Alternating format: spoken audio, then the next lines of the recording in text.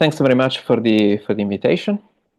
And today I'm going to give you an overview of my reconstruction of the Alpine Tethys and the surrounding rifted margins that was published a few months ago in the International Journal of Earth Sciences.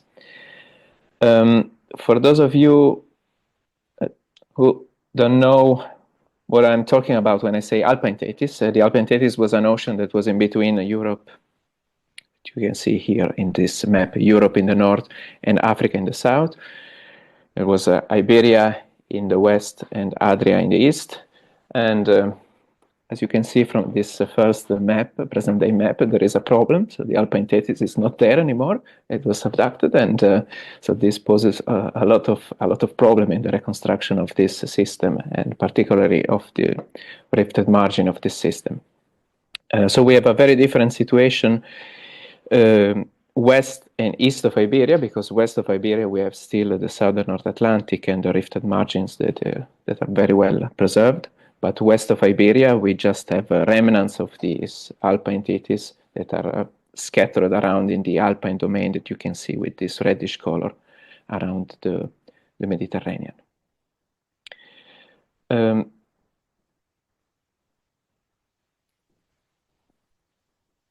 So yeah, the Alpine Tethys, a lot of work has been published about the Alpine Tethys, so I don't want to go through all the publications starting from the 70s until now. What I just want to say here is that what is very important is for the reconstructions, for all the reconstructions of the Alpine Tethys, is the relative motion between Europe in the north and Africa in the south, and the motion of Iberia and Adria. So all of this reconstruction, they use slightly different pole of rotations, and as a consequence, we get in between Africa and Europe basins that have a slightly different timing, slightly different orientation, slightly different size. So a lot has been done. So why do we need to do a new Alpine Tethys kinematic reconstruction? Because few years ago I published a reconstruction of the southern North Atlantic and of Iberia that was taking into account a lot of information from the rifted margin of the southern North Atlantic. And we thought it could be interesting to use the data from the rifted margin that we have from the Alpine domain in the Alps, to try to use this data to reconstruct the Alpine domain and to try to reconstruct the Alpine Tethys, the rifted continental crust, and also the exhumed mantle that was present over there. So what we did, it was to first we choose a circuit of the plates Europe, Africa, and Iberia that are the big players in the game. So we use for Europe and Africa we use the reconstruction of Müller, and for Iberia we use my reconstruction in Terranova. And what we saw with the work published in Terranova is that the motion of Iberia here in blue relative to Europe, the motion was somehow accompanied along this, I don't see my mouse, yeah, it was accompanied along this big transfer zone, this what we call the strike slip corridors, strike slip regions that allow the relative motion of Iberia relative to Europe. And we thought we could do the same with the Adriatic plate. So we could use possible strike slip corridors to define the direction of the motion of Adria relative to Europe and relative to Iberia. And then what we did as well, it was to make another assumption, and it was to think, okay, fossil rifted margins that are preserved in the Alpine domain, so over there here, are like present-day rifted margins. And here we are actually very lucky because we get a lot of data and a lot of information, especially from these two transects in the Alpine domain, the Grigion transect and the Canavese transect. So we can get from these two regions, from these two transects, we can get information about the time of the motion of the continental blocks that are moving during the rifting of the Alpine Tethys, but also information about the space, so the amount of the motion between different continental blocks. We can get information about the timing from the sediments that are associated with certain structures of the rift remnants that are present in the Alpine domain. So we can see that, for example, sediments that are associated with necking in the Alpine Tethys are around 185. So we can say that the necking is starting at 185. Then we can say that the sediments that are associated with the exhumed mantle domain are deposited at 165, so we can use this timing for the exhumation of the mantle. And then concerning the space, since we have no information actually about the size of the Alpine system, about the Alpine rift system, we use as an input parameter the average of the continental rifted of the continental crust when it's rifted around the world. So that is 110 kilometers. So we use this as an input parameter, and then we use as an input parameter as well as a size of the exhumed mantle domain 60 kilometers. And in this way we can define also the space. So we have the direction with the stripe slip corridors, we have the time, we have the space, and so we can try to move the blocks of this rift in the Alpine Tethys. It was then between Europe in the north and Africa in the south. So in this video you can see Europe is fixed and Africa is moving relative to Europe. You can see that this first part of Adria is starting to move before the rest, and then you get the opening of the whole Alpine Tethys in the north in such a way, and you can see the progressive appearance of this green line and the blue line that are actually showing where the exhumed mantle is starting to crop out at the floor of the Tethys, and the oceanic crust is starting with the blue, is starting to crop out at the floor of the Alpine Tethys. So now if we go to different snapshots of the reconstruction, we can see that at late Triassic we have Apulia that was moving relative to Africa, and so there was a rift that was starting to form with probably mantle exhumation in the middle between Apulia and Africa. Then when we go towards the lower Jurassic, we got this opening of this oceanic domain in the Ionian and probably also in the Paleotirrhenian, and at the same time we have also the rifting in the Alpine Tethys between Adria and Europe, where we have the two transects I was talking about before. And then in other two snapshots, the snapshot at 165, we can see that we have the mantle that is starting to be present at the floor of the Alpine Tethys, all along the Alpine Tethys, like with this greenish color that is represented with this greenish color. And then when we go towards the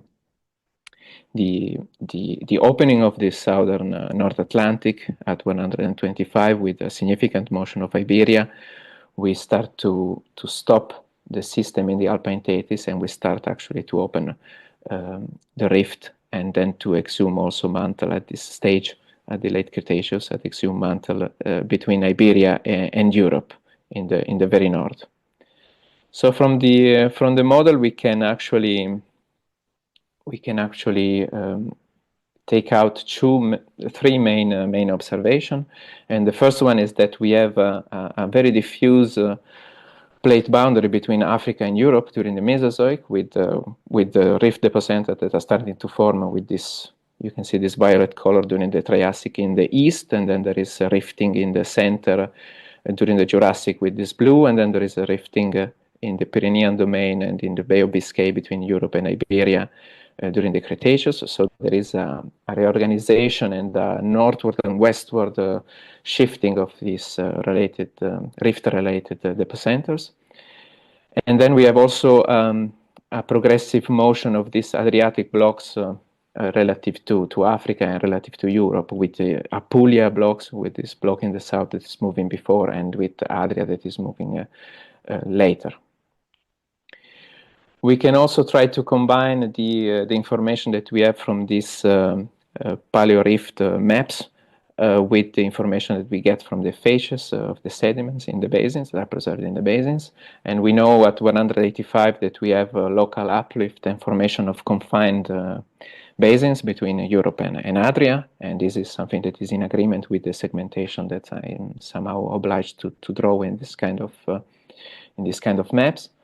And what is also interesting is that at 165 we get this big area of mantle that is starting to exhume all along the Alpine Tethys, and this is exactly the same timing in which we have the same deep marine facies from the central Atlantic going towards the Neo-Tethys, the same facies and the same fauna all along.